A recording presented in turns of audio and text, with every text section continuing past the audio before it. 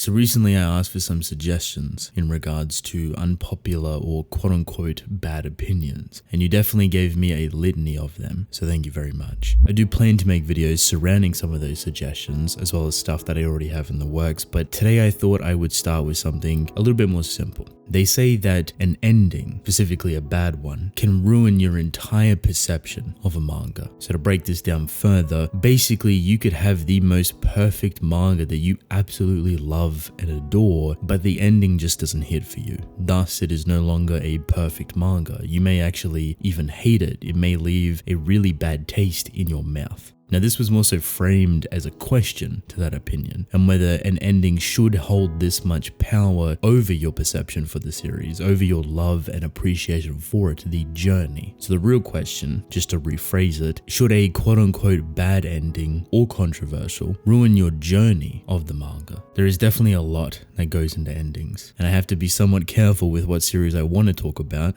and put within the spotlight because they are still a little bit touchy. But with all of that, let's begin. Well, I say, what a magnificent pair of bananas.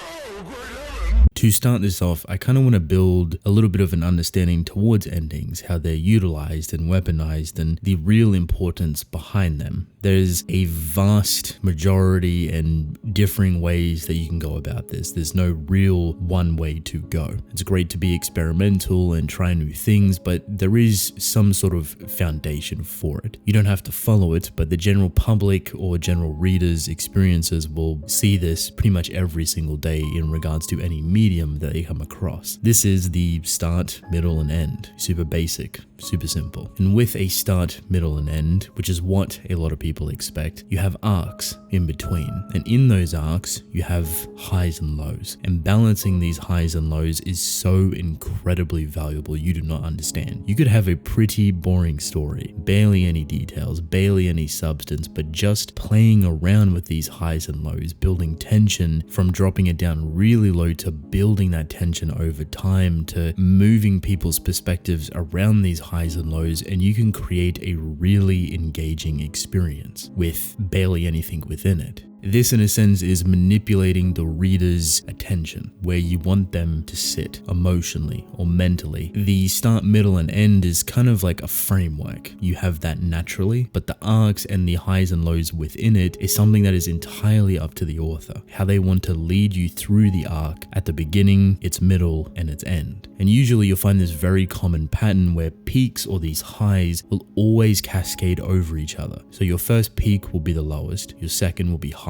your third will be higher, and so forth. Always trying to one-up itself and cascade over its previous peak. And this is somewhat manipulating the reader to experience these brand new things at a higher value, which makes it more enjoyable. But obviously you can't just constantly have these peaks, so after it reaches that level, you have to dip it back down. You have to experience new lows and level people out to a natural setting. You build that up over time again, and you have the exact same response. And it's a really engaging and methodical way of telling a story that has a powerful effect against the reader's experience. If you try to shift all of this stuff around, it becomes a lot more convoluted. Not every story is going to have this approach. Not every story needs this approach, but it completely and entirely depends on what story you're trying to tell. Now, this is happening within an arc. So what happens when you combine 2 to 4 to 6 different arcs that all have these highs and lows consecutively building? Your next arc has to overtower your previous arc to an extent. When you think about this, it may sound really weird that if this was the case, wouldn't halfway between a pretty long story that you would be getting some massive crazy fights because you just have to keep escalating it? No.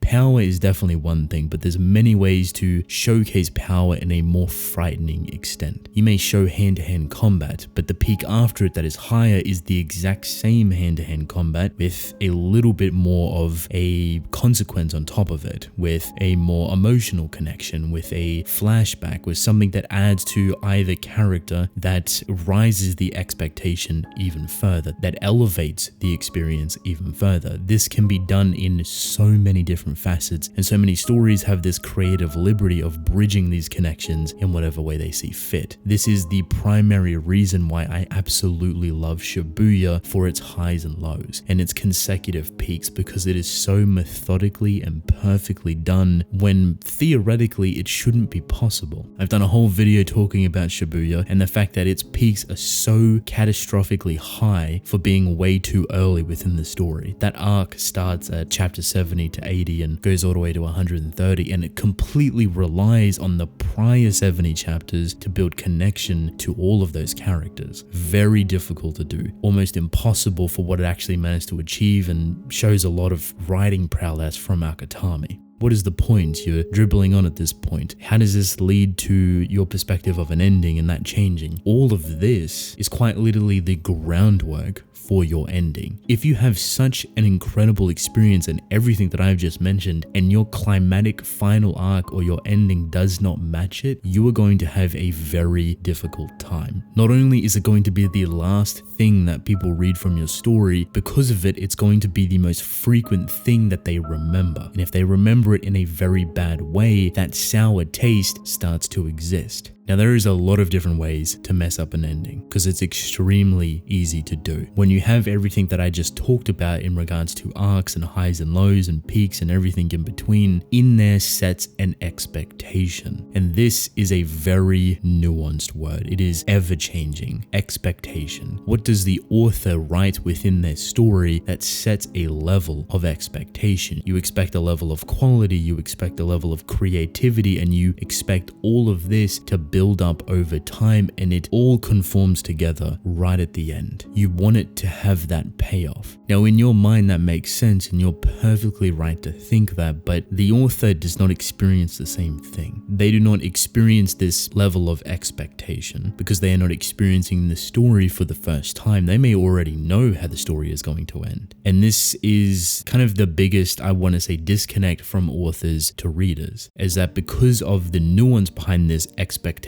that gets introduced within stories in so many different facets, that is constantly changing and reshaping itself based on people's perspectives and interpretations of the story, the ending is where it all pays off. The ending is the final point, whether it makes or breaks that expectation. And if the ending does not do it, it almost fractures your entire experience with the story. Not only does it leave a bad taste, but you may even reevaluate how you previously thought about the story and may think entirely differently now, just because your expectation was never met. This is a very difficult bridge to cross between authors and readers. And sometimes you'll notice that authors try to make it easier for you so you know what you're getting at the end. Take, for example, a lot of Weekly Shonen Jump stories that the first handful of chapters will make it very clear where the main character is going and what the final thing will potentially be. Naruto with being the Hokage, Deku with being the strongest or number one hero, Luffy with being the pirate king. This is giving you that expectation that would have built over time. But now imagine those stories without that expectation, without the author giving it to you right at the beginning. You don't know where it would end. It adds a completely new element to the story, but it also builds a different expectation, and it changes consistently through the arcs that you actually experience. So while in the author's head, Deku may still become the strongest hero, but he never actually gave it to his readers in a literal format. So people don't see that. They may see a side where Deku dies, or he disappears, or he betrays everyone. Whatever the most recent or current arc is kind of influencing, the expectation changes. This doesn't necessarily take into consideration authors downplaying their own ending, or not really sticking with what they maybe originally intended. It is very difficult to change an ending halfway through your story if you already had it envisioned at the beginning. I can only imagine the amount of stress that would actually cause for an author, whether they're writing a weekly or a monthly, bi-weekly, yearly, etc. Because your ending should have some sort of roots, not only from the beginning of the story, but from all throughout the story. A plethora of things should be fueling into it and giving it life before it even exists within your mind as a reader. But when you get there, the ending is slightly changed, it's shifted, and some things don't really add up.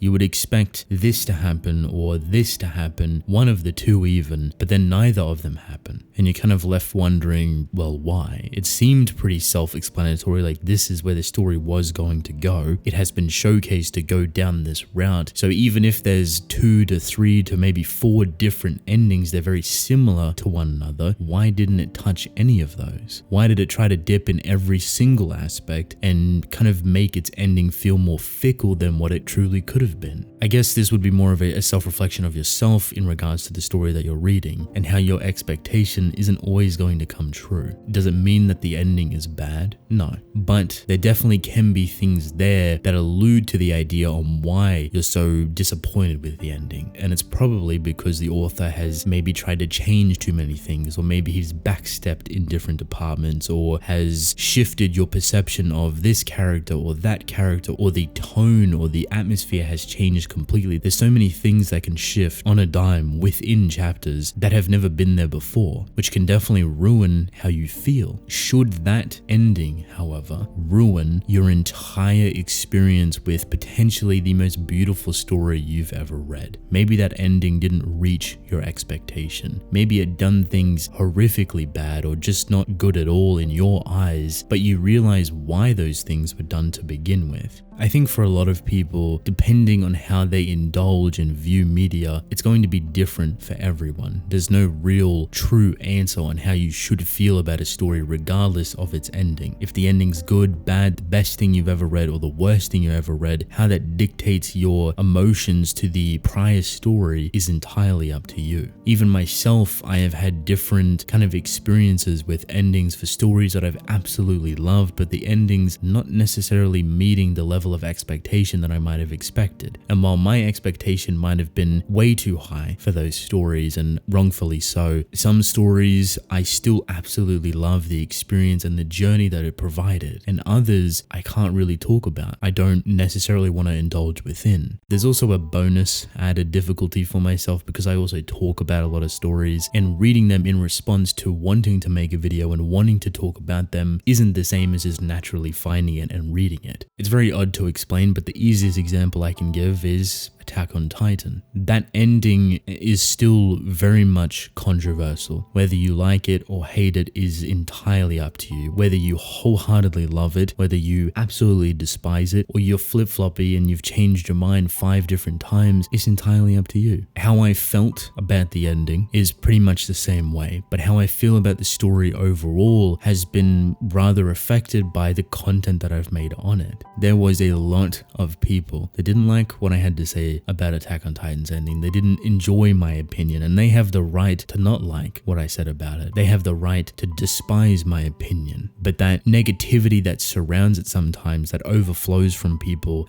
whether it's within comment sections or DMs or subreddits or columns or messages, whatever it may be, that leaks over to people like myself that just talk about it, that just express how they feel about it. Something as simple as that can influence their feelings towards a story. Even just making a lot of videos on one specific series can burn you out from that series and change your perspective and your feelings on it. Attack on Titan is just more relevant because it was the ending that was so controversial. To somewhat bring this to an end, there is so much negativity I feel like that would influence a lot of people just through scrolling on Twitter or watching a YouTube video. In that sense, it's kind of similar to myself being someone that talks about series. You also kind of experience that same negativity as just a natural reader because you experience it at the same rate. You go on Twitter, you watch a video, and you see a abundance of negativity, and you may get upset about it, you may get mad, you may get annoyed, whatever it may be, and that has the highest of chances to completely change your perception of the story. You may not ever want to talk about a specific series or even think about it because you've seen so much negativity surrounding it. I apologize, at this point this sounds like some sort of therapy session. At the end of the day, I don't think a bad ending should influence your journey with the story. I think you should be able to separate the two, and for your sake of enjoying that story and appreciating it, that's probably the best way to go about it. But I understand that people won't be able to do that. That's not like a talent or a gift, it's just up to how people interpret and read stories. Endings are a vital and a very important thing, and if they don't hit for a lot of people, that can ruin that whole thing. But maybe you can still appreciate the beautiful story writing before it. It may not be the best series to ever exist for you now, but at least you don't feel like you've wasted your time reading it. Maybe at the beginning, but over time I feel like it mellows out. I think even more so in those situations, you go back and read the ending and realize that maybe the ending is pretty good or even better to what you originally remembered it to be. It's very easy to get caught up in negativity, caught up within the moment, caught up within your own expectation, that just going back and rereading, re-experiencing the ending 3 months later, 6 months later, a year later could change it entirely. Or it could cement the fact that you absolutely hate it. That is the beautiful and scary power of endings. They can cement a story into the Hall of Fame to be remembered for years and years to come. Or even with how perfect that story is up to its ending, with it being horrifically bad and horrible and just everyone absolutely despises it, rips it away from being remembered, even though it was considered perfect up to it.